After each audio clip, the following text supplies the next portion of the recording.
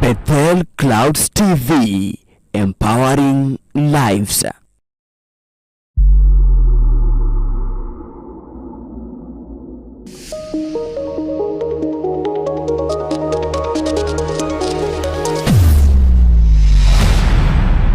Bethel Clouds TV, empowering lives. The Lord your God brings you into the land which you are going to possess. When the Lord your God brings you into the land that you are going to possess. So who brings you? Is it you? Is it your knowledge? Is it your money? Is it your experience? So these guys were being told, when the Lord your God takes you to the land that you are going to possess. So there is a land somewhere that you are going to possess. But the process from here to that land, it is not you. It is the process of God. But it is not you at all. It is the process of God. So when the Lord your God brings you into the land that you are going to possess. Hallelujah. So it is not about your energy. It is not about your desires. It is not about the power that you have. It is not about the connections that you have. It is not about your pastor. It's not about your bishop. It is not about your parents. It's about what God has planned for you. It is about the arrangements of God. It's about the season of God. It's about the timing of God. It's about what God has in store for you. Because God says before you were created, before you came on earth, God knew you and He had set you apart, sanctified you and ordained you for a particular occasion. So it is not about your effort. There is no effort here. Then it goes on to say that the land which you are going to possess, so there is no argument here. The land that God is taking you to is a land that you will eventually possess. But going there, it is not your business. It is not you to do it. God is going to heal you. The process of healing is not your process. It's not your interest. It's not your power. It's not within you. It is within God. He is the one planning. When are you going to be healed? When are you going to be delivered? When are you going to be changed? When are you going to be lifted? When are you going to be empowered? When are you going to succeed in whatever that you are doing? So it is not about the knowledge, personal knowledge. It's about the plan of God on you. It's about what God has said. Ni Mungu tu ndiye amepanga na Mungu ndiye amesema. Kwa hivyo hauhusiki kwa njia yote ile. Bwana Yesu asifiwe sana. Hallelujah. Then it says the land the land that you're going to possess and has cast out many nations before you, the Hittites, the Girgashites, the Amorites, the Canaanites, the Perizzites, and the Hivites, and the Jebusites, 7 nations mightier and stronger than him. So, and he has cast out. He has cast them out. So it is not, he did not inquire from you, when do you want me to remove these enemies from you? He did not come to seek permission or to even negotiate or have a dialogue with him that January 15 ndio hawa maadui watatoka. Hapana. It is him who will do the job without you being involved, without you being consulted, without you being a participant. Bwana Yesu asifiwe sana. So in a nutshell, the Bible says the battle does not belong to you. So don't even do the battle. If they rise against you, just surrender to God and let God do the battle for you. Hallelujah. When they come against you, he says they will come to you in one direction, but they will be scattered in one direction. There is not an argument or anything that in this 7 direction you'll be consulted which direction. Hallelujah. So it is God who will decide whether they are going to go to north, south, or southwest, or northwest, whatever direction they are going to go. It is not you. It is God who knows and plans which direction is going to scatter your enemy. And God will never scatter your enemy if you are full of yourself. If you can be able to go to do the battle, then God will withdraw and let you do it. And I'm sure you'll be defeated. You'll be brought down. You'll be brought down in a manner that you will not like it. Because when without God, it doesn't matter how powerful you are. Somebody called Goliath was powerful than David. Goliath was feared, and everybody walikuwa nasikia Goliath amementionio wanakuwa wanatetemeka.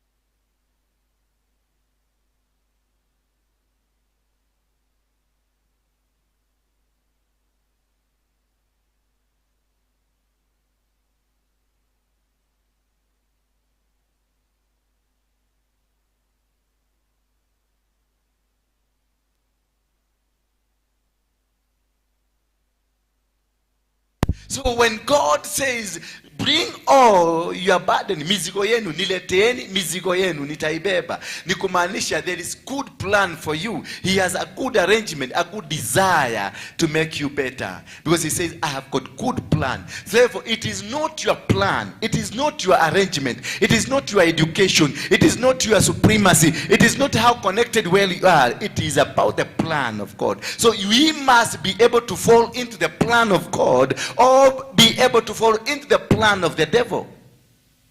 Hallelujah. So it's not about what you know. It isn't about how good you are in preaching. Moses was a stammerer, but he became the greatest liberator. There were so many good people who were speaking fluently, walizungumuza maneno, walinena maneno kwa uzuri na ufasaha mkubwa sana, lakini Mungu hakuwachagua. Bwana Yesu asifiwe sana. Yesu hakuzaliwa kutoka kwa familia ambao ni familia ingeheshimika katika ulimwengu wa kiroho. Ni familia mpaka waliuliza, what good, ni nini kizuri kinaweza kutoka huko? Because there was nothing good. There was nothing completely good that could have been expected from their land where he was born. But God has something that is hidden. Always God has something ambayo imejificha. Kitu ambayo kimefichwa, ambayo hakuna mtu anaweza, because the God knowledge is not an equivalent of human knowledge. Human knowledge to God is useless, and God will not be able to consider you because of what, or the status of the class, or whatever you are. He will not, until such a time that you surrender to him and let him do the job for you, and let him win battles for you, and let him conquer na ashinde vita zote. Bwana Yesu asifiwe sana. Sasa ukipata unajipigania, ni kumaanisha umemweka Mungu kando. Unapoinuka unasema ngoja kidogo utajua mimi ni nani. Kwa hivyo you have removed God in his throne, na umejiweka, umekalia kiti hicho. Now God will sit aside and watch you as you are being demolished. Bwana Yesu asifiwe sana. Then he said, these are nations who are mightier than you, and when the Lord your God delivers, oh Makata, when the Lord your God delivers them to you, Hallelujah. So wachana na maombi mingi ya kusema nigekonyona akaugatumia nigekomenya nejoi nigekomenya ni dauna maya maru nikipiga hii magoti chini watajua mimi ni nani. Hakuna. There is nothing. Hakuna mtu atakujua. In any case okumaha wono kitatakanogo and nothing will do. When you take the battle to you, God leaves you and abandons you. But when you release to God, you see, when he delivers, the Bible says that when God delivers them to you. So from the word go, you have not been involved in the battle. You have not been involved in this struggle. It is God that is in this struggle. It is God that is in the plan. It is God that is doing every job. Everything is being done by God. It is not being done by you. It is not being done by your neighbors or your clan or your relatives. Nobody is coming in. God has done it, that when he delivers your enemy into your hands. So there is a point of allowing yourself so that God can give you the prominence of letting all your neighbor wakuje kwa mikono yako. That is allowing God to struggle the battle for you. Allowing God to do it for you. He will bring them to you. Not you going for them. He will bring all the enemies to you, and he will cause them to suffer in your hands. Bwana Yesu asifiwe sana. Then he will cause them to make sure, and he'll cause everything that is and when the Lord your God delivers them over to you, you shall conquer them. Hallelujah. That is the only time God will allow you to do the job. Bwana Yesu asifiwe sana. That is the only time that God will allow you. That after he has done the entire job, the donkey work, he has completed the battle, he will bring them to you. To do what? To conquer them. Hallelujah. Bwana Yesu asifiwe sana. He will bring them to you. It is him to bring the enemies to you. Maadui hao wote ambao unawaona, he will bring them yeye mwenyewe, and that is the only way he will require you to do something to conquer them, because already they have been conquered by him. So because he wants to magnify you and cause you to be seen that this is the hand of God, he will cause you to conquer them. He will cause you to sit on them. He will cause you to suppress them and to make them cry. Hallelujah. Bwana Yesu asifiwe sana. So until now, there is nothing, there is nowhere you are involved in this battle. Bwana Yesu asifiwe sana. And then you shall make then the Bible says, and when the Lord your God delivers them over to you, you shall conquer them and utterly destroy them. So there are two things here. You shall conquer them and utterly destroy them. Once God has won the battle for you, you don't make treaties. You shall conquer. And once you conquer, the instruction from heaven is you shall utterly destroy them. Because God has done it.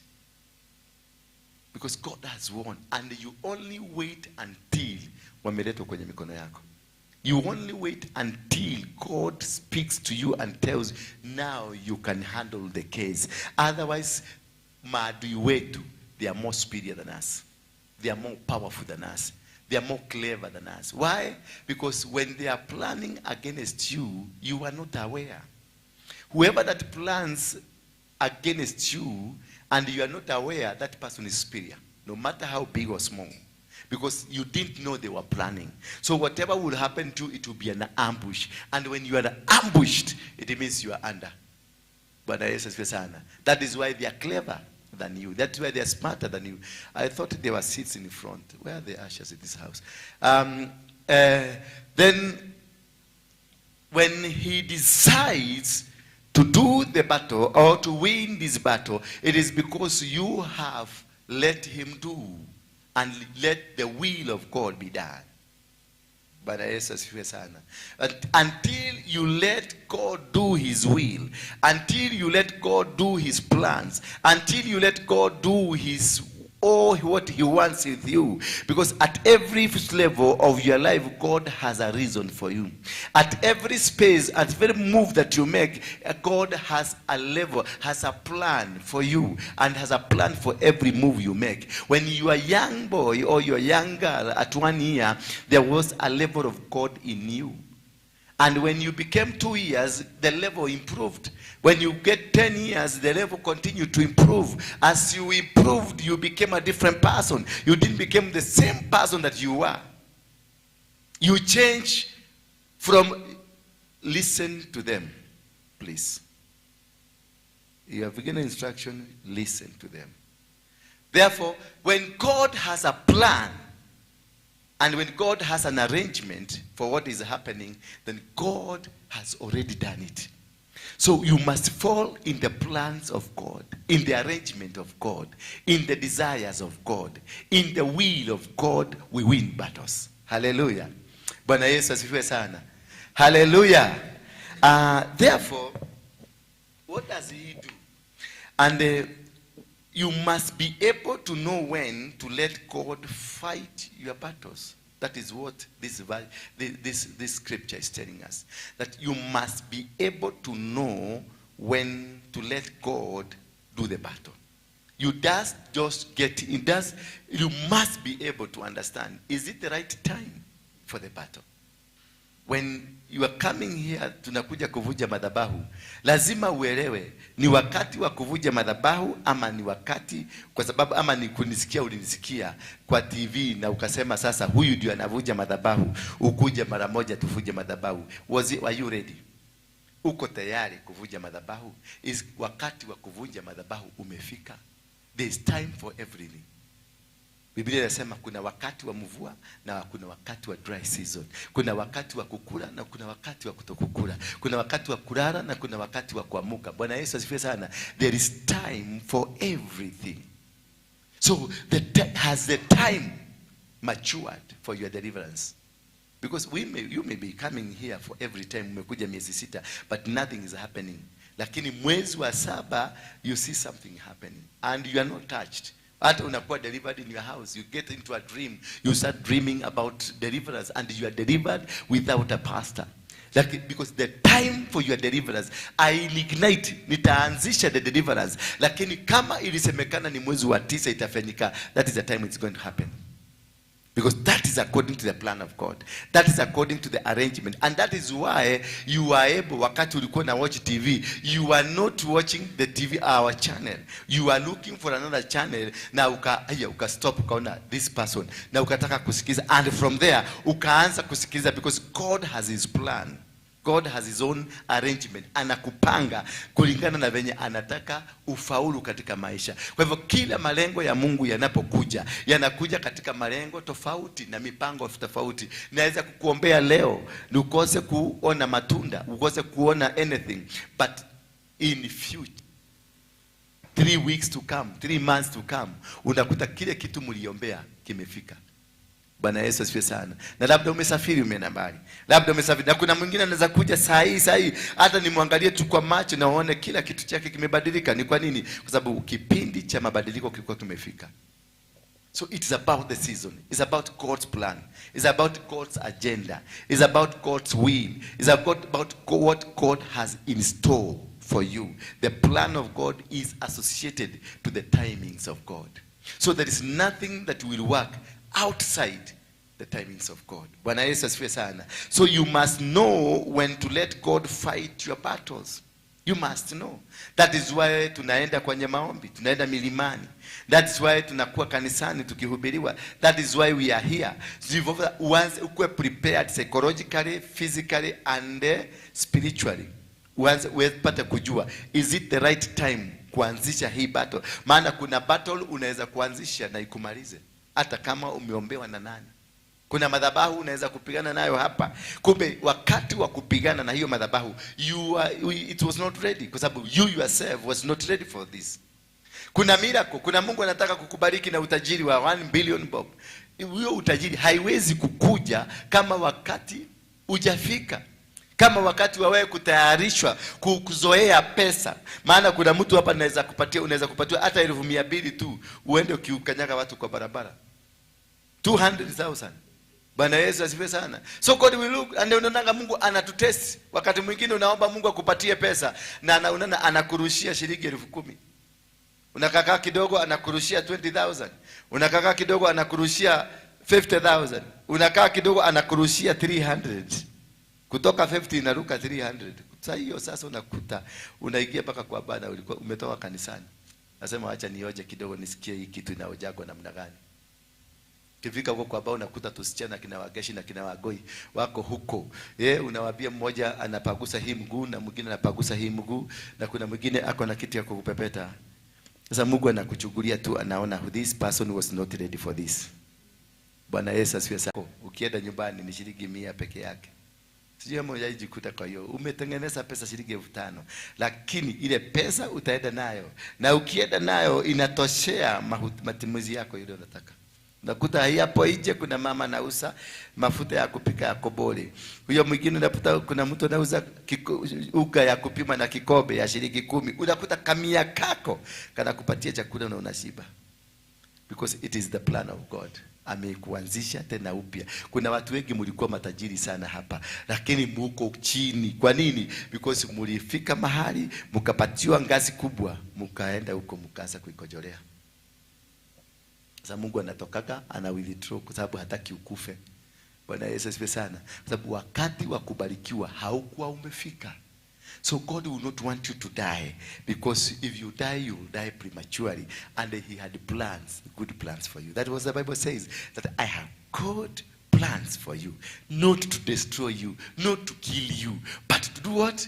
To make you happy. Therefore, if there is good plan, na ameinitiate kwa failo yako kumeandikwa the good plans, and he has tried you, amekufikisha kwa 100,000, ukafanya maneno hilo ulifanya, anakurudisha tena 0-1. So that is why unakujaga hapo nakuta tunajaribu kuomba, ama unakuja unaniambia venye biashara ilikuwa imepanda lakini sasa iko chini. Tunajaribu na kuuliza maswali tunaongea kwa sababu nataka kuelewa kama ni uko na vita na Mungu ama uko na vita na shetani. Kwa sababu unaweza kuwa na vita na Mungu, na ukikuja nikijua uko na vita na Mungu, hata uniombe shilingi 1 siwezi nikakupatia, because hiyo vita itarudi kwangu. Mungu ataniuliza, nilikuuliza unisaidie. Mimi ninanyorosa mtu, mbona namwambia ingilie kwa dirisha? Bwana Yesu, ushaisaidia mtu, kusaidia mtu akuje alale kwako tu, vita inaingia kwako. Bwana yako anakuletea shida, na bwana yako ni beste, anakuwa beste. Mnakosana tu, na ukipita hata nje unakuta hata kuku inakurukilia jogoo. Na inakurukilia hivi. Kwa sababu uko na adui ya Mungu kwa nyumba. Bwana Yesu asifiwe sana. You got the enemy of God. Because when God is dealing with you, nobody can even, hakuna mtu anaweza, hakuna.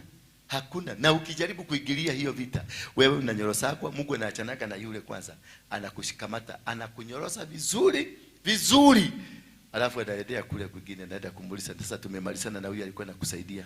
Sasa sema maneno yako. Bwana Yesu asifiwe sana. So therefore it is very important to understand what kind of battles are you in. Are you doing the battle in the right time? Is your battle being done in the right time?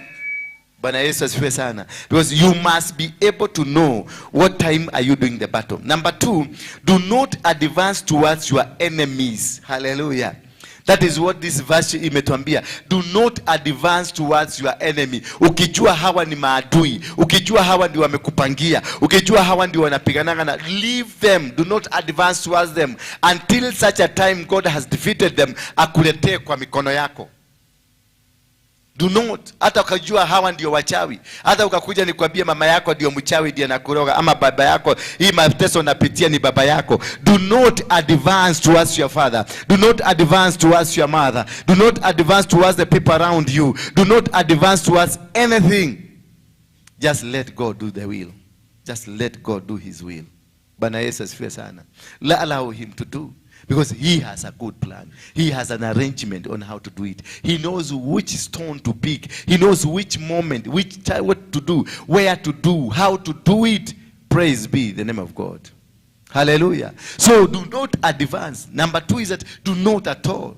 Hata kama umesikia umeingililiwa na watu namna gani, na wewe uko na nguvu na unaona una nguvu, wachana na wao, because wakikuingililia, wakikupangia hizo vitu wanakupangia, walikupangia kabla ya wewe kujua kuna mpango. Kwa hivyo hujui wamepanga mpaka wapi, na hujui kama hiyo mguu unainua ni mtego umewekewa. Haujui mitego yako imewekwa, bali you withdraw na unarudi nyuma na unakaa unachugulia, unaita Mungu, sasa nionyeshe njia. That is the way you will come, you will be able to conquer. But before that, ukiingilia, you advance. Haujui ni mitego ngapi. Wakati tulikuwa tunafanya combat, wakati tulikuwa tunafundishwa kwa mambo ya combat kwa jeshi, unaambiwa you don't just, ukiingia kwa kichaka, you just don't advance ati mnakibilia hivi. Unaangalia chini ardhi kama imechimbwa, kama kuna kitu kimefanyika, kama mitego imefanyika, because you might find, unaenda unafikiria ni kichaka, kumbe ni mtu ameingia kwa nani, kwa kichaka, amewekwa matawi na kila kitu, kumbe ni mtu, nikaambia anakuchugulia tu, ukienda kupita unakularua. Bwana Yesu asifiwe sana. So monitor, pacify. Unaona jeshi wakiingia katika eneo lilikuwa la kivita, kuna kigari kinaedaga, kina sense kujua kama kuna mabomu zimewekwa kule chini, ama kuna mabuduki, kuna marisasi zimeagushwa huko chini. They don't advance, but they pacify. So before you start that battle, pacify your ground. Taka kujua hawa watu namna gani. Bwana Yesu asifiwe sana. Wakati wana wa Israeli walikuwa wanatoka kule Egypt ndio waende Kanani, walitumwa watu 12 waende wakaspy. You must have spies to go and know. That is pacification, pacifying the area, understanding the territories. Wakatumwa wakaambiwa, nenda mpaka Kanani, hiyo nchi ambayo tunaambiwa, go come with a report. Walipoenda huko, kitu ya kwanza, they went to study, kujua ni watu aina gani walio kule. Walipofika kule wakajua ni watu wakubwa, kisha wakataka kujua ni Mungu gani wanamwabudu. Number 2, na wanaabudu sanamu aina gani kama hawaabudu Mungu. Bwana Yesu asifiwe sana. So when wana wa Israeli walianza safari, walielewa kule wanaenda. You must be able to understand what hii battle unataka kuingia. Hii vita unataka tuingie, ni vita ina gani? Nimekuwa hapo miaka mingapi? Imekuwa ililetwa siku gani? Is it generational? Is it what is it? Bwana Yesu asifiwe sana. Lakini sasa mnainukaga kwa sababu mmekosana na bibi kidogo, ama mmekosana na mume kidogo, unainuka unasema ni Konya na ni Kombona atanijua. Lakini haujui huyu mama mnaingiliana naye kwao ni kina nani, na hujui kama alikushika na gedhito ama ulikuwa upendo. You must be able to understand. Because ni mama labda alikushika na gedhito, wewe unafikiriaga ni bibi, ni genuine love, kumbe ni gedhito kinafanya kazi. Sasa gedhito wakati kimepukuka kidogo ndio unaanza kusema, mudu mkono ni ukomenya. Akijua gedhito kimeenda chini anakimbia anaongeza gedhito. Kinakuja juu, akikuja nakuuliza, mzee, ulikuwa unasemaje? Gaidari ni kwende tamani kwende tamani ni tamakadimi amya neko mereko iko kuhutagia. Kumbe it's operation, because you try to advance. You did not understand ni kwa nini mke wako amekuwa aggressive, ni kwa nini bwana yako amekuwa aggressive, ni kwa nini mtu mlikuwa mnafanya na yeye kazi amekuwa aggressive. You need to understand, you retreat. Ukiona wamekuinukia, retreat, rudi nyuma. Usiende tena kupigana nao, ati wewe kuja unaanza kuruka. Usiruke, utakuta kwa hapo unaruka kuna kishimo, unaanguka chini. Hata haja kuguza, unaanza kusema dekela tu digasho kila lege. Bwana Yesu asifiwe. So do not advance. When there is, ukisikia, ukiona kuna kitu kibaya kwenye maisha yako, umeinukiwa na familia, umeinukiwa na watu wafanyikazi, umeinukiwa na society, the area you are. Kwa sababu unaweza kuingia eneo kama hili, eneo la mudhurwa kwa mfano. Kumbe eneo la mudhurwa ni eneo ambalo limekatazwa utajiri wa aina yoyote ile. Sasa unakuja na biashara yako na kiherehere yako, kwa sababu ndugu yako anakuaga Amerika na anakuaga na pesa na kupatia shilingi milioni 1 ya kuvugua kazi, na umepita hapo umekuta watu wakiuza nguo na ukaona hawakuagi na nguo mzuri, kwa hivyo unaweza kulete nguo mzuri na hapo biashara itakuwa. Uliza kwanza ni kwa nini hawakuagi na nguo mzuri. Bwana Yesu asifiwe sana. Wacha kiherehere. Enda huko kana wao siku 5, tafuta pesa 200 500 ya kukula kachai ka huko. Enda huko nunua hata chai na uji huko kunywa. Kana watu, ingia na watu uweze kuwaelewa wanafanya nini na ni kwa nini zile nguo zote ziko moturwa ni za motuba, hakuna nguo mpya. Hapo watakwambia huko fulani alikuja akaweka kazi ya nguo mpya akaaguka, fulani akakuja akaaguka. Alafu unaenda Mudhurwa, sasa unaenda uko unachungulia, unaona tule tunyumba tuote tuko tumudhuria. Hakuna kuna nyumba mzuri Mudhurwa? Hapana. Zote ni kanyumba kama ka 6x5. Kanyumba unaweka kitanda inatoshea. Na huyo mtu ukimkutana naye stage akienda kwao pale bus station, amebeba bag, amevaa kofia na suti ya jeans, unaona ni kama mtu ametoka Nairobi, kumbe ametoka Mudhurwa. Bwana Yesu asifiwe sana. Watu wengine wanakuligia wanakaa Nairobi. Hakuna. Kama unakaa mkuru wa Nairobi, mkuru wa Jega, si usiende kuambia watu nyumbani unakaa Nairobi, wapi unakaa mkuru kwa Jega. Nairobi iko padihi. Bwana Yesu asifiwe sana. Unakuta kwenu nyumba za kwenu ni mzuri. Ile baba yako amejenga ya bao mzuri. Ama amejenga na mabati na matiramu. Amejenga nyumba mzuri Geshagi. Ameweka bodi hizi, ameweka mzuri, kanyumba ni kazuri. Na alafu unakuja kutuambia umetoka Nairobi na umetoka mkuru kwa Jega. Nyumba mweneiba akipiko na mchugulia hivi wenye anapika. Bwana Yesu asifiwe sana. You must understand the dynamic. Inaitwa mkuru kwa Jega kwa nini? Inaitwa mkuru kwa Jega. Jega alikuwa nani? Kwa sababu mkuru kwa Jega. Jega ni nani? We understand. Jega alianzisha hiyo kijiji. Alianzishaje? Alianzisha na makotoni. Kwa hivyo alianzisha na foundation ya poverty. Sasa kuja wekelea kiduka yako hapo kwa sababu baba yako ama ndugu yako alikutumia pesa. Utakuliwa pesa huko na waizi watakuja wataiba, because you have invaded a territory that you don't belong. Bwana Yesu. So you don't advance to them. You first study. Unafanya study. Ndio unaonanga wazungu wakikuja wanafanyanga kitu inaitwa feasibility study. Ndio wa understand. Kama ni mtu anataka kufanya mining, kuna feasibility study. Kama ni kampuni inataka kufunguliwa, kuna feasibility study. To go and study those people. Una understand mpaka dynamics za huko, udogo ya huko, mvua inanyeshaga siku gani, na watu wa huko, characters za huko, ni wanyama gani wanakuaga huko, ni watu wa aina gani wanakuaga, ni wafupi, ni wanono, ni wa nini, ni wa Kikuyu ama ni Wakaba. Because kule kuna Wakaba kuna mambo ya Kikaba huko, na kule kuna Wakikuyu kuna mambo ya Kikuyu. Muidiota akikuja kufungua kampuni hapa Kenya na biakwa, the best tribe ni Wakaba. Na hapo anakuwa caution, usiandike Mkikuyu. Sasa yeye mwenyewe ndiye ataanza maswali. Ni kwa nini Mkaba? Anaambia Mkaba ni royal. Na ukimpatia kamshahara hata kidogo anakubali. Lakini ukipatia Mkikuyu umpatie kamshahara kidogo atakubali. Lakini the following day utakuta kampuni iko empty. Bwana Yesu asifiwe sana. So anaelezewa huyu ni mzuri na hata uzuri wake inafika hapa. Na huyu ni mzuri lakini uzuri wake ikifika ukipitia hapo basi wewe kwisha. Bwana Yesu asifiwe sana. That's understanding the dynamic.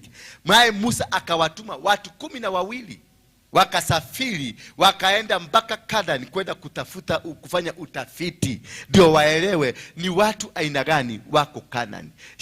Mashamba yao na udongo yao inakaa aje, wanyama wa huko wanakaa aje, maji ya kwao inakaa aje, Mungu yule wanamwabudu anakaa aje. That is when you can only win a battle. Otherwise you cannot win. You can never win a battle of what you don't understand.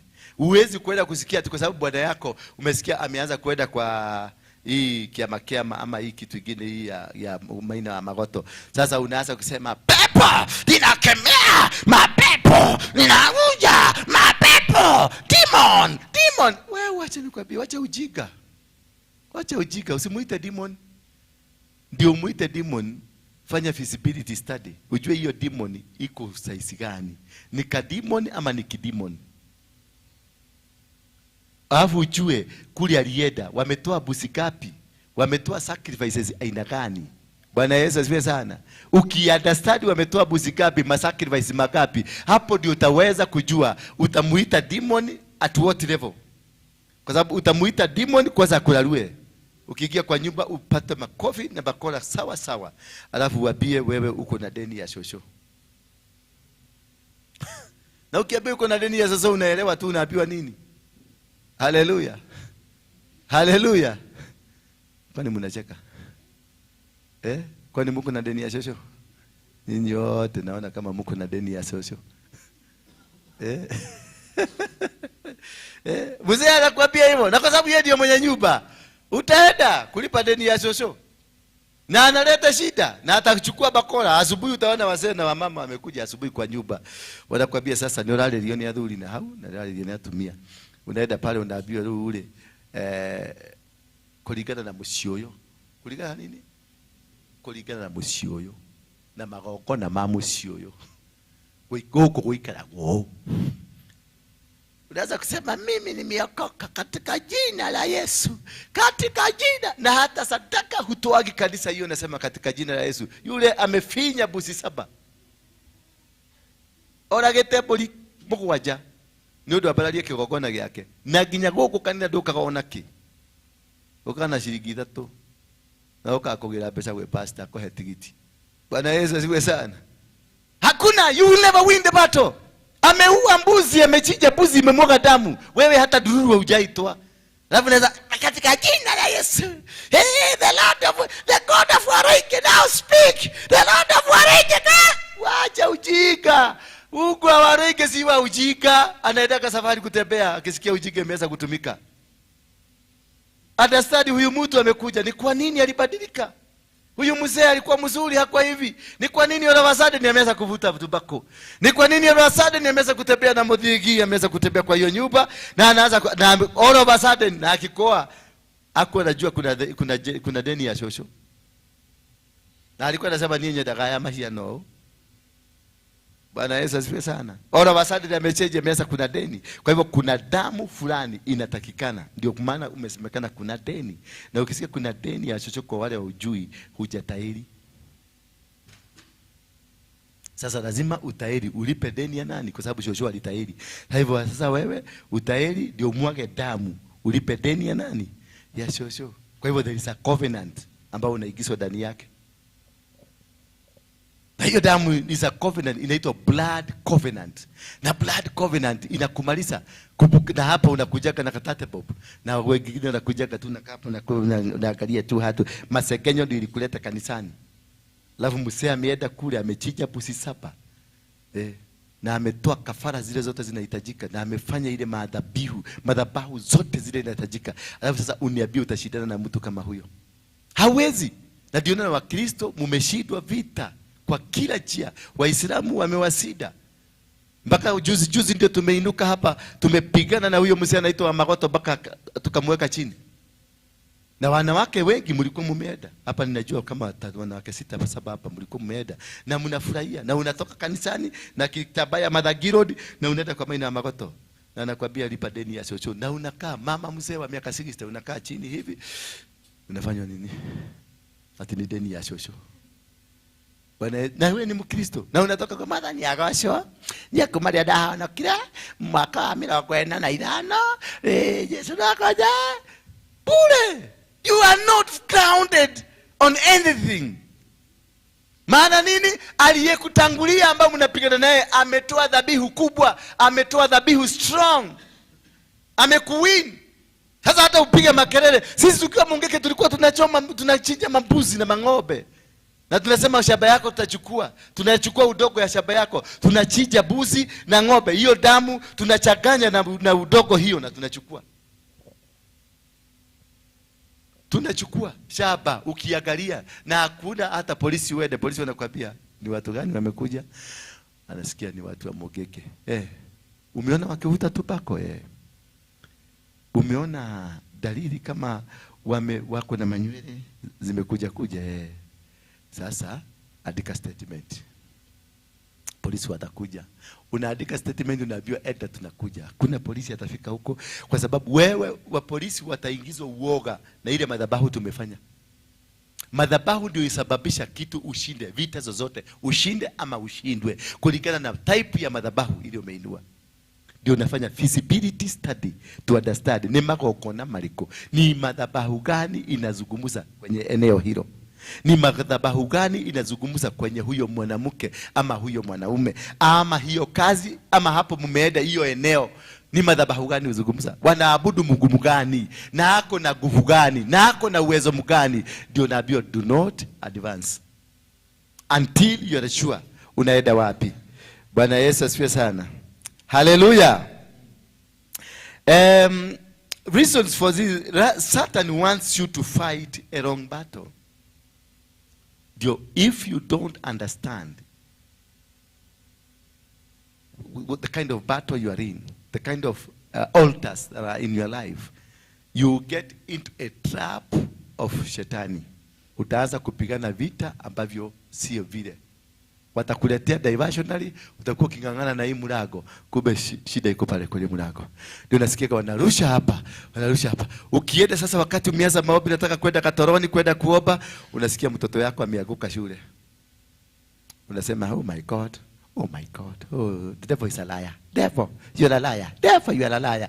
Unakimbia kwenda kuangalia mtoto. Unaambia mtoto ameanguka lakini amepelekwa hospitalini na ametibiwa, amerudi. Wakati wa maombi una cancel. Unasema ni dauganya abejikare na mwanathi kugereda mbede muone todo kiodo kiu nikiramakirie muno. Ndio ni hatiri odogo. Nywe vie mahoya nitugathi next time. You have been diverted. Umeondolewa kwenye maombi, umeondolewa kwenye vita. Maana vita shetani amejua unaenda kunipigia katoroni, yeye nitapiga mtoto shule. That's the reason you need to understand kule unaenda. Ndio akianza tutiriki twake, unajua hako ni katiriki, usiweze kusema devil is a liar, ati yeye shida je. Hapana, unaelewa shetani ni mzee kukuliko.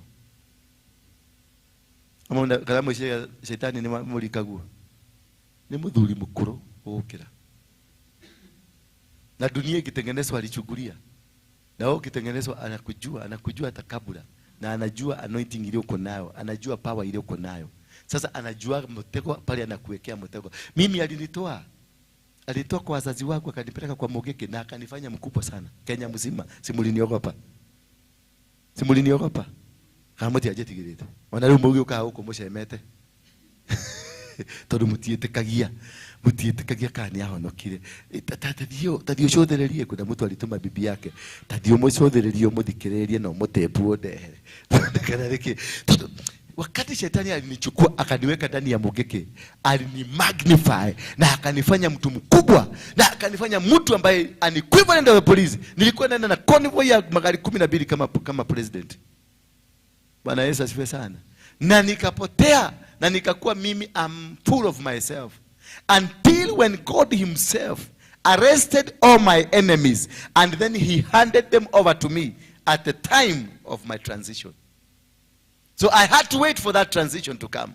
I didn't know that there was a transition, but God knew there is a transition and there is a time for transition. Wakati niliokoka sikuhubiriwa na wahubiri. Mimi mwenyewe kusimama, mama alisimama mbele yangu, alikuwa amevaa white kutoka kwa kichwa mpaka chini.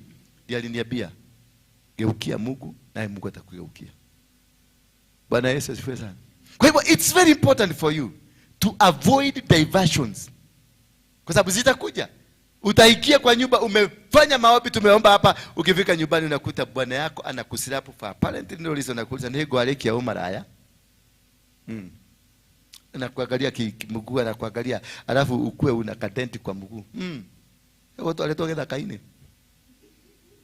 Yaani una imagine venye umeomba, una imagine venye umelilia Mungu mpaka ukasikia upenyo. Ule mwanamke, ile kitu umekuwa associated nayo ni usharati. Na maisha yako yote haujawahi kufanya usharati. Unakasirika mpaka unasema hii kitu nitafanya. Hii kitu ameshida akisema nitaifanya.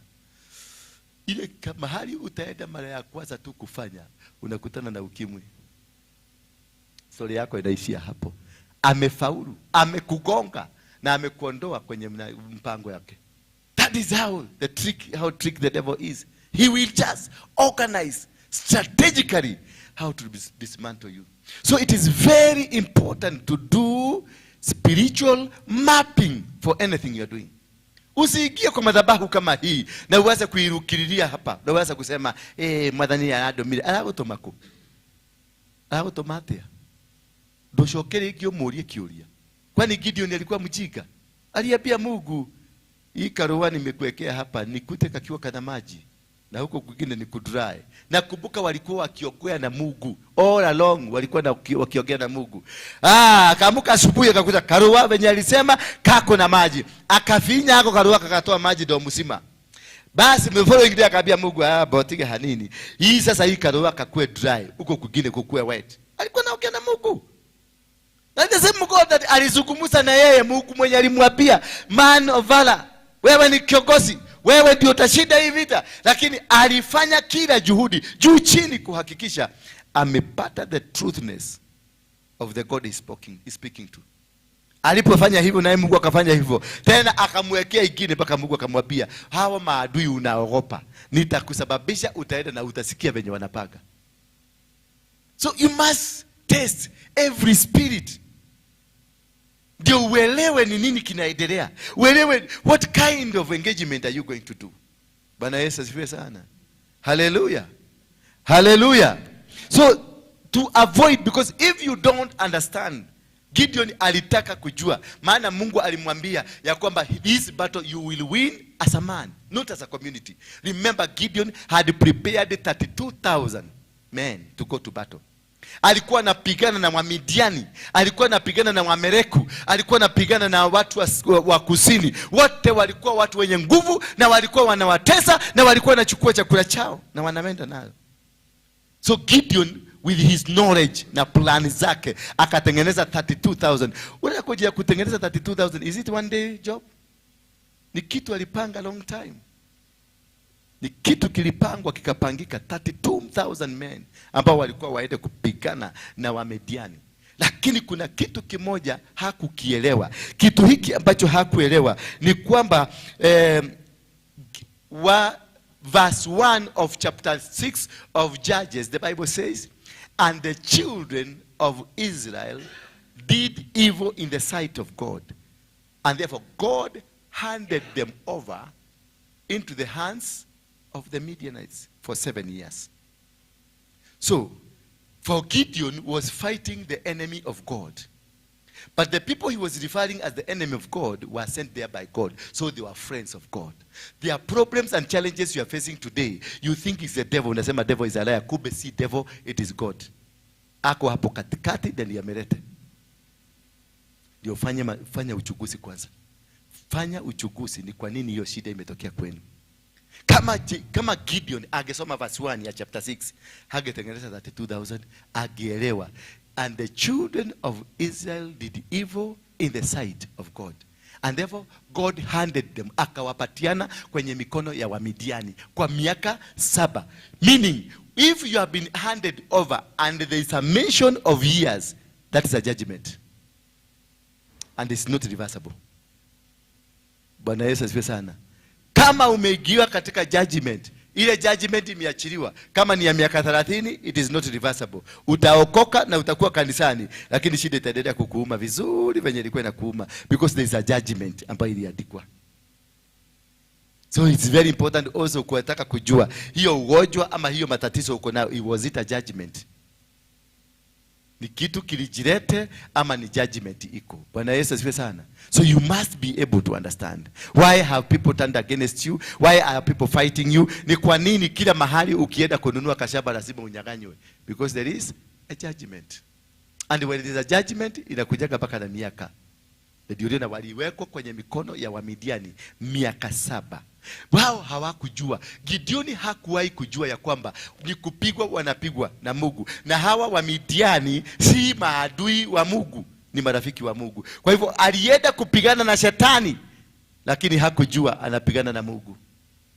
So whatever was initiated in verse 1 by the children, the fathers, ambao ni akina Joas, baba akina Gideon, walianzisha vita ya kupigana na Mungu wakati walienda kuinamia madhabahu ya shetani, wakati walienda wakajenga madhabahu ya Baal. That is when they got out of God and God started fighting them. And when Gideon started the battle, alianza kupigana na nani? Na Wamidiani, akiwaita shetani. Kumbe anaendelea kufanya kazi ya baba yao ili alianzisha ya kuabudu miungu. Aliendeleza by kuita wao watu wa Mungu kuwaita shetani. Nikamwambia, do not touch my anointed. Bwana Yesu asifiwe sana. Do not touch what? My anointed. Because kuna mtu ameletwa kwa maisha yako kwa jina ya mke, lakini ni Mmidiani wa kukunyerosa mpaka urudi kwa Mungu. Na haondokagi, na haedagi, hapuguki, ako hapo constantly akikufinya.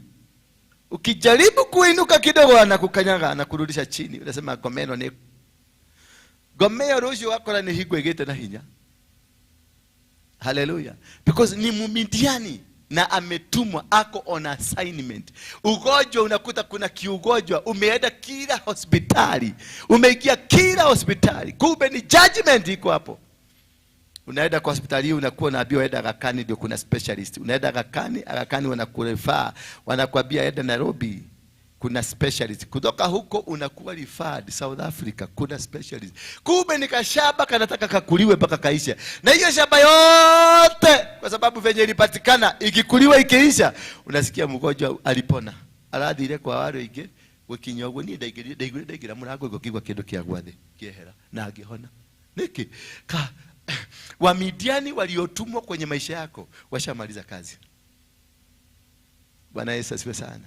Wakimaliza wanaondoka na huwezi kupigana na wao. Hauwezi kabisa, hauwezi. Gideon hakupigana. Aliambiwa ingia kwa zizi ya baba yako, chukua ndume wawili wa miaka 7. That is only battle. Baba yake ndiye alikuwa shida. Maana baba yake ndiye alilete madhabahu hiyo ingine ya kuabudu ya Bali. Baba yao na wazee ndio walilete madhabahu ya kuabudu. Jiulize kama hiyo shida unapitia ni baba yako alilete uganga kwenu. Jiulize kama ni mama yako ambaye anakuwa mchawi kwa hiyo nyumba yenu. Jiulize kama ni huyo mke ama huyo mama, ama kule umetoa bibi ama kule umetoa mwanaume. Enda chunguza huko ndani, utajua shida iko hapo. Gideon hakuwa anajua, na alikuwa akipanga 32,000 people, akipanga na baba yake ndiye anajua atikiokona geke kiharia no ni joe itikiagai. Gideon peke yake ndiye alikuwa anajua hapa hakuna Mungu, yeye tu. Na wakati jamaa alikuja, Mungu akamtumia akavunja hiyo madhabahu ikaaguka. Tuse tulikuwa na Gideon, tulikuja na Joas, tulikuja tukaambia Joas baba ya Gideon, tunajua it is your son, tunajua ni kijana yako, mulete tumuue. Naye aliwaambiaje?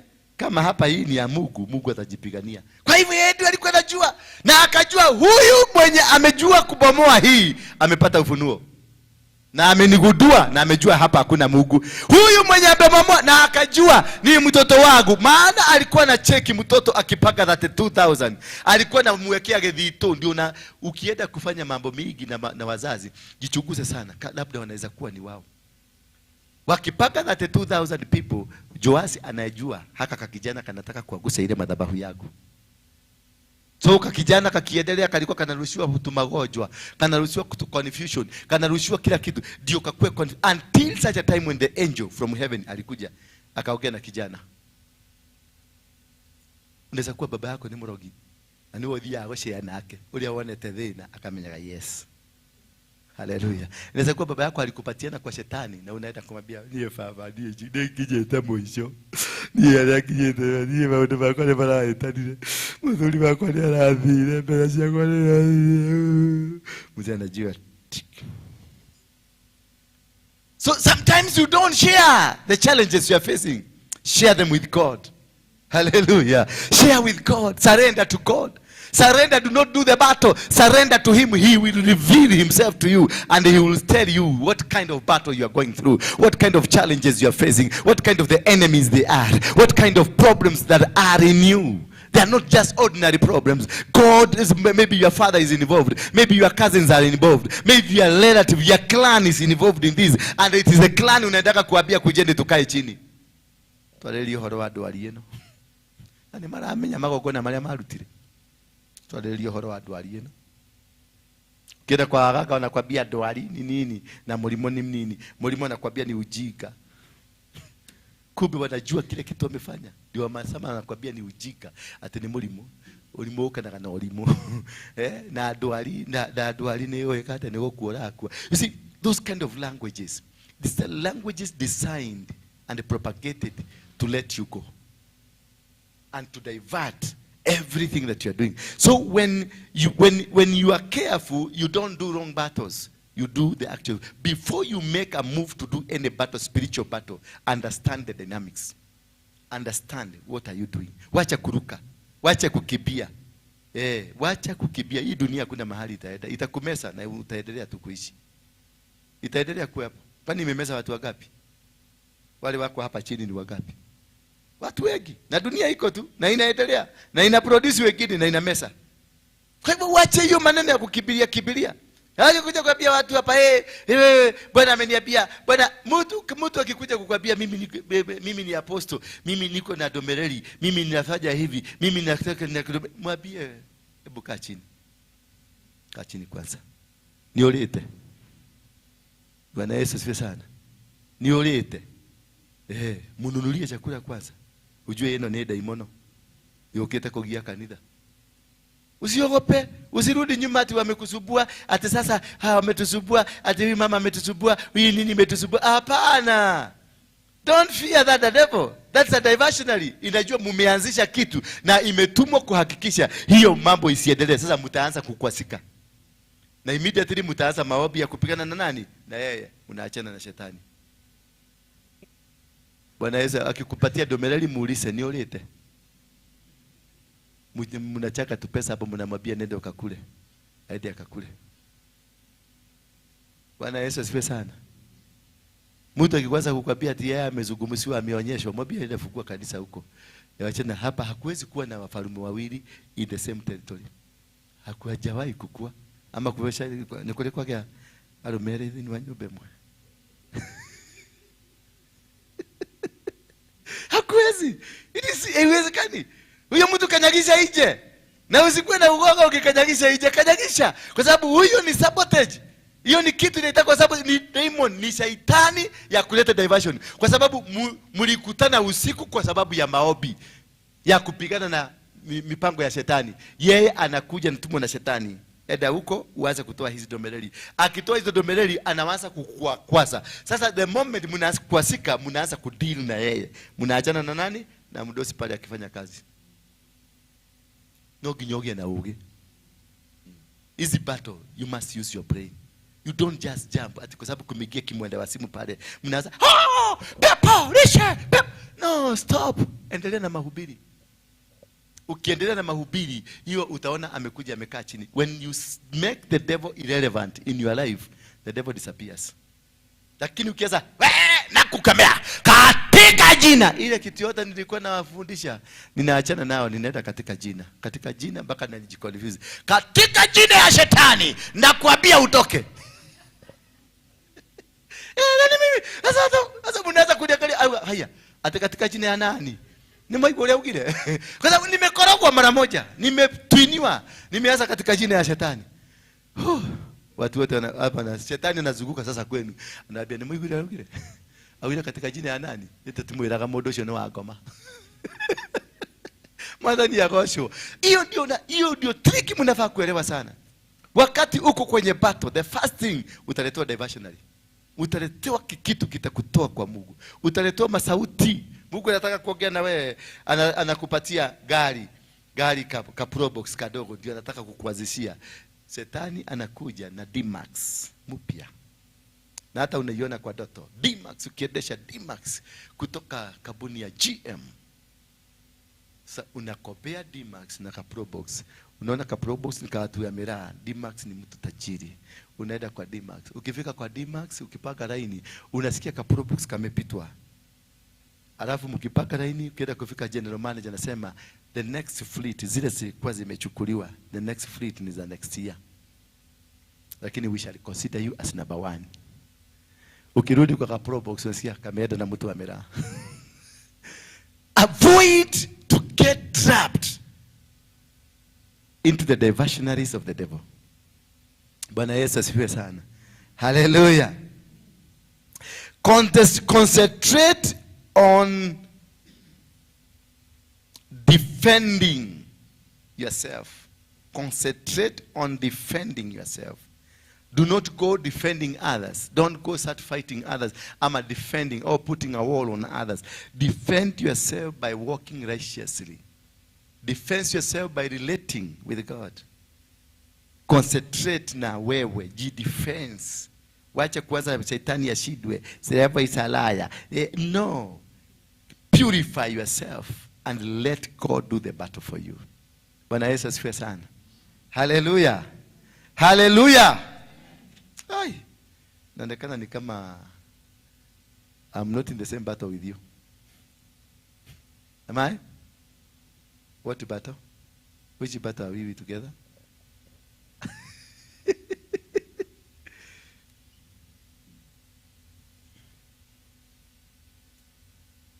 Do not concentrate on the mistakes that we make when defending ourselves. This mistake that we make when defending ourselves, we fail to build ourselves. That's a mistake. We fail to build or to make a wall for ourselves. And those kind of mistakes that we make on those lines causes us to fail, causes us not to succeed, causes us not to go into distances. Bwana Yesu asifiwe sana. By doing in the right battle, you will walk into enemy's camp and take back what is rightfully yours. The day you do it rightly, you get into the enemy's camp and you'll take what is rightfully yours. When David alikuta bibi zake, watu wamechukuliwa, mambuzi wamechukuliwa, mang'ombe wamechukuliwa, everything has been taken. He did not rush to go to battle. Instead, he asked for the effort. Akavaa vazi la kiutume.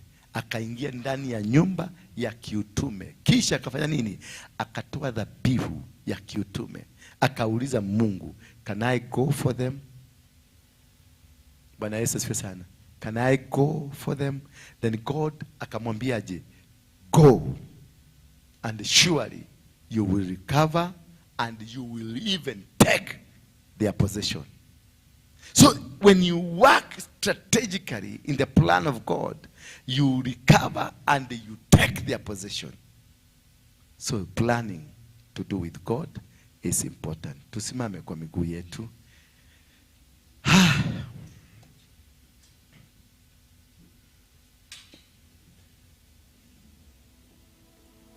In the book of Isaiah, chapter number 45, verse number 2, the Bible says, I will go before you and make the crooked paths straight. I will go before you and I will make all the crooked paths, they will be straight. So what does that mean? That when you let God do the battle, he goes ahead of you, and every crooked path and every kind of an enemy that is ahead of you, utaona kila kitu kimebadilika. Njia zako zote zitakuwa zimebadilika. Mipango yako yote itakuwa imebadilika. Kwa hivyo, don't rush into doing this. Seek God first. Seek to understand where you are, the territories, the territorial powers, the authorities there. Once you understand them, there will be no battle.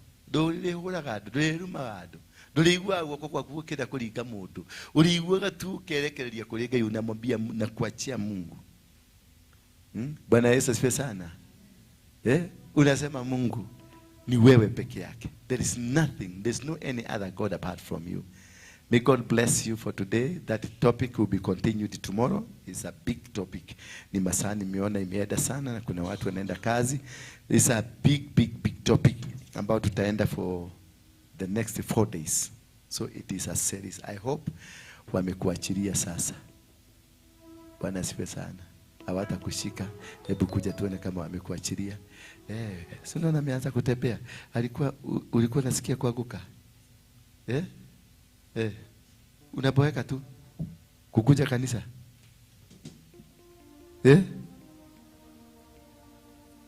Utaenda kuchekelewa. Sasa tukuchekelee. Asante. You're free. It won't come back to you again. When you have a ministry, uko na huduma ndani yako, that is how they will deal with you. Worship. Nataka tujipeleke mbele za Mungu. I want you to seek God to pardon you. You surrender back to God and you let God do this battle for you. Yes. Chukua muda dakika 2-3 hivi. Tujipeane mikononi mwa Mungu.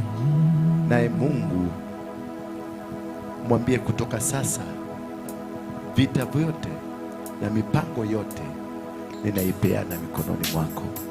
Maadui wangu ambao walikuwa wameniunukia nawapeana mikononi. Wale watu walikuwa wamepanga maovu juu yangu ni wamewapeana mikononi mwako. Wale watu walikuwa na agenda tofauti, Baba wako mikononi mwako. Sitapigana vita hivi maana vita ni vyako. Yes, yes. Usisimame tu kama mti. You can move around. You can even want to kneel down. You can even want to say, unaweza kulala. Just take your time. Take your time. Take your time. Lift up.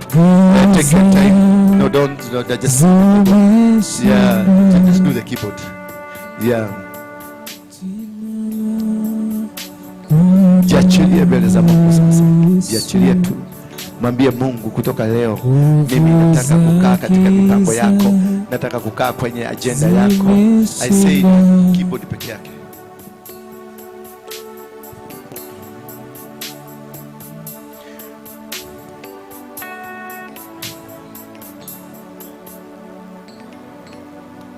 In the book of Deuteronomy 9 verse 3, therefore understand today that the Lord your God is he who goes before you as a consuming fire. Muite kama consuming fire. Muite, mwambie you are the consuming fire. Now take over my battles. Mwambie take over my battles. Mwambie vita vyote sasa vichukue. Mwambie vita vichukue sasa. I cannot be able to fight anymore. I am tired of fighting. I am tired of doing these things. I am tired of moving. I'll just allow God to take over.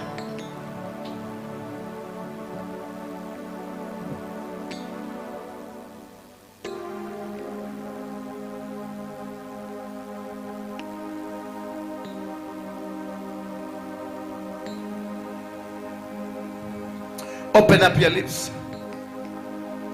Fungua kinywa chako, endelea kumwambia, sasa mimi niko tayari kutumika. Sasa niko tayari unipiganie. Vita hivi nimejaribu, nimeshindwa. Mwambie sasa niko tayari. I'm ready to be used as a vessel. Combatant. Niko tayari kupambana na vita hivi. Nishike mkono. Pambana na maadui wangu. Pigana na wao wanaopigana na mimi. Pigana na wao wanaopigana na mimi. Oh, inua kinywa chako. Jitetee, jipiganie. Jitetee kwa Mungu. Surrender to God. Surrender to him. Let him do his will upon you.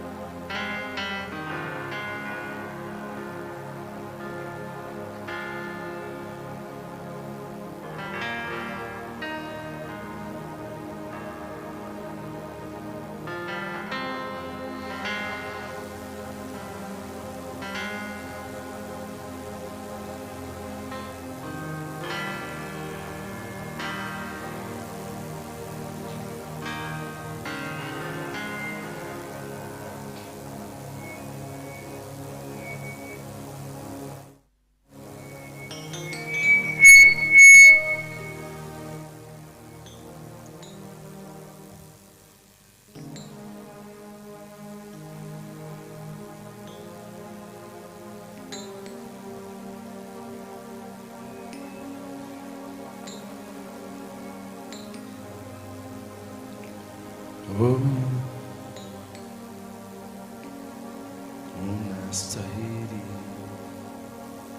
unastahili Baba kuabudiwa. Hakuna Mungu mwingine kama wewe. Wewe ndio mwenye mamlaka ya mbingu ya dunia hii na hata mamlaka ya mbingu. Tumesarenda kwako. I surrender.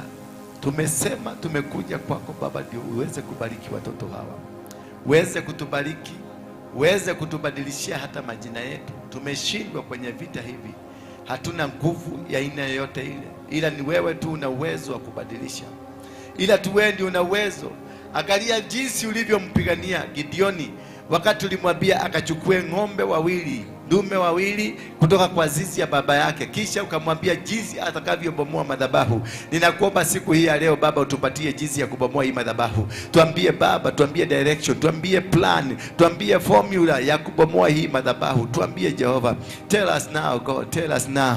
Tell us now. Baba, tumesukumwa katika madhabahu ya shetani. Tumesukumwa na tumeshikwa mateka. Hatuna uwezo. Plani zetu zote wamezivunja. Mipango yote uliotupatia imeanguka. zimeanguka. Ninakuomba Baba ukafungue hii milango, ukatuwezeshe, ukatupigania hizi vita. Fanya barabara zao za maadui zetu zikakuwe telezi, wakashindwe katika jina la Yesu Kristo. Ninakuomba utukufu wako, neema yako ikashuke, maana una uwezo, una mamlaka. I thank you Father, I give you glory, I give you honor because you are the Lord.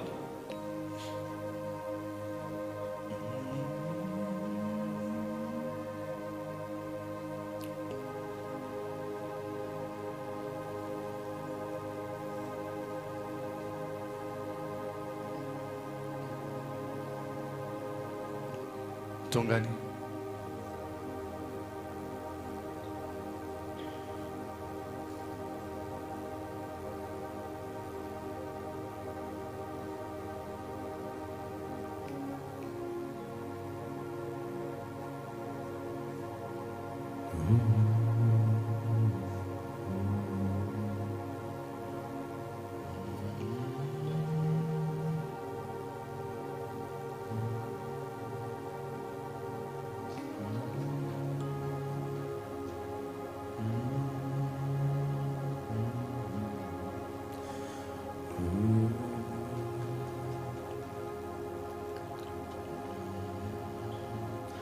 Mwambie kutoka leo sitafanya diversionary, sitaingia kwenye vita sielewi, sitaingia kwenye mambo ambayo siyaelewi, sitapigana vita ambavyo sivijui, sitapigana.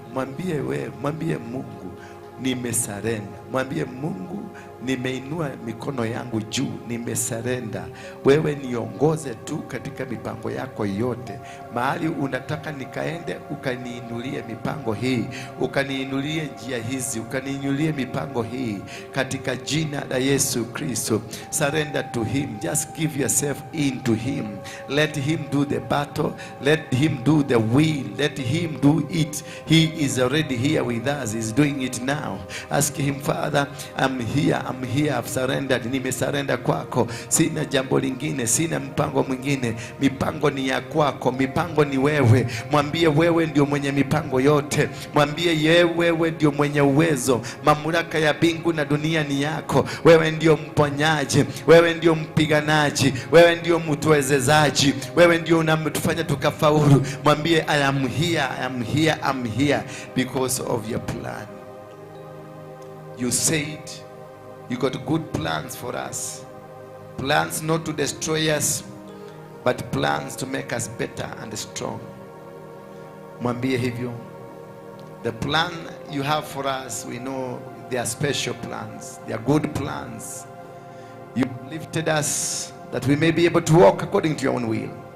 You may be able to walk according to your own plans. Make us succeed. Make us succeed. Make me succeed. Make me conquer. Make me conquer. Nifaulishe nikaweze kushinda vita.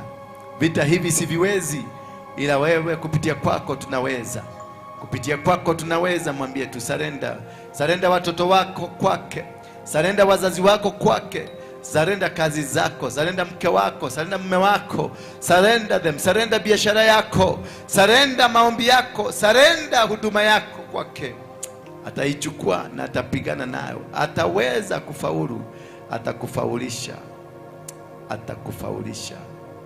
Huyu Mungu ana uwezo. He will make you succeed. He will make you win this battle. This battle does not belong to you. Belongs to God. Him alone. All this belongs to. You are the mighty God. You are the King of kings. You are the King of glory. Father, you know us. Before the creation of the world, before we existed, you knew us. You sanctified us and made us holy unto your kingdom. In Jesus' name we pray. Just come forward now. Sogeeni mbele kabisa kwenye madhabahu. Sogeeni, kila mtu asogee mbele kwenye madhabahu. Kila mtu asogee mbele kwenye madhabahu. Nataka tufanye toba. Nataka tufanye maombi ya toba. Tuombe msamaha. Maana sisi zote kwa njia moja au nyingine tumejihusisha kwenye mipango ambayo sio mizuri.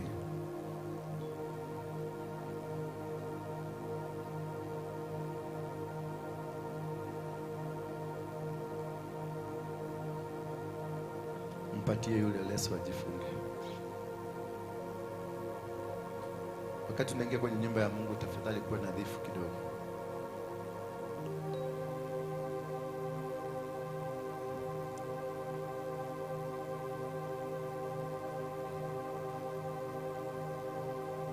Oh yes.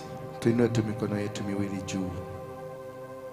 Sema, Bwana Yesu, Mwana wa Mungu aliye hai, nimeinua mikono yangu juu kuungama dhambi zangu zote nilizozifanya kwa kujua, kwa makusudio, na zile nimefanya bila makusudio wala kujua. Nishike mkono kwenye vita hivi, maana sina uwezo, sina nguvu. Nipatie maarifa ya kutembea na wewe. Sina uwezo wowote, sina uwezo wowote, na kutegemea wewe Baba ukiwa mbinguni. Nishike mkono. Sema amen. Baba, katika jina la Yesu Kristo, watoto hawa wote ninawaleta kwenye mkono wako, ukaweze kuwabariki kutoka sasa kwenda mbele. Wapiganie kwenye vita zao kutoka sasa kwenda mbele. Wamesema hawawezi, hawajui, hawana uwezo. Wote ni wewe. You are the only source of the knowledge. Vita vyote Baba, kama vile vilisema, ni vyako.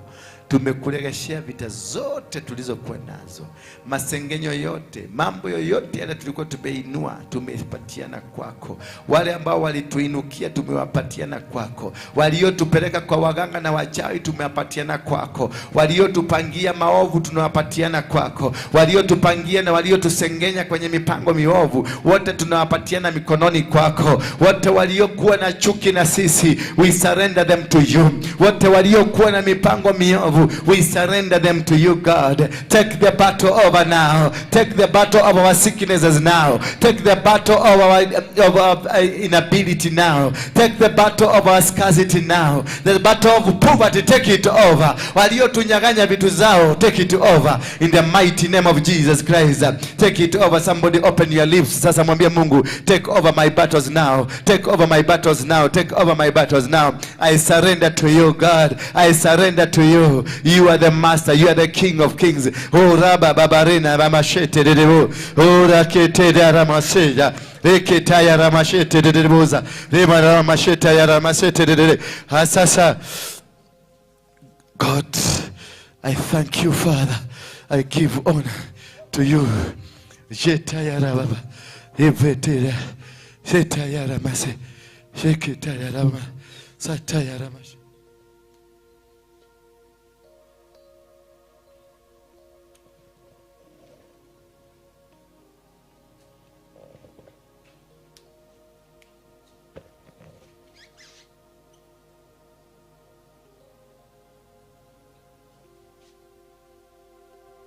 Thank you.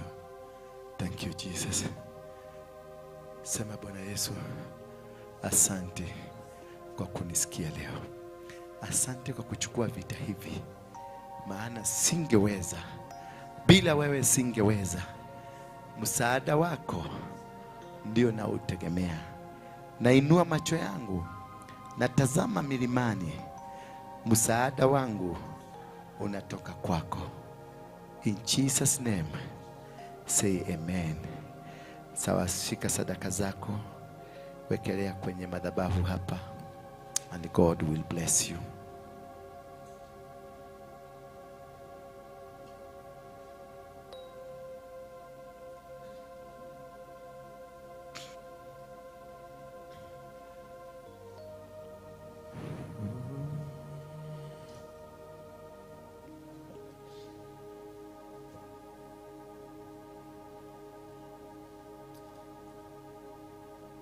I'll be meeting you in my office. So usikuje kunipatia story mrefu. You only 3 minutes. Ukiona nimekwambia toka, utoke haraka haraka kabla sijasikwa na hasira. Ameona nimeambia Mungu anipiganie. Hapo nitabia Mungu wangu, teremka, piga huyu mtu aetoke. Bwana Yesu asifiwe sana. Kwa hivyo usianze stori za ugali venye jana ugali ilikuwa ni ya wipi ama ilikuwa ni ya muhogo. Bwana Yesu asifiwe. So ukuje straight to the point. Nimekuja kwa sababu mimi ninakohoa period. Wacha kuexplainia venye unakohoa. Si ndio? Ndio tu nione watu wengi as much as I can. Also, I want to meet you in the order you arrived. Msiende pale mkae hapa, but in the order ile ulikuja. Hivyo ndivyo nitawaona.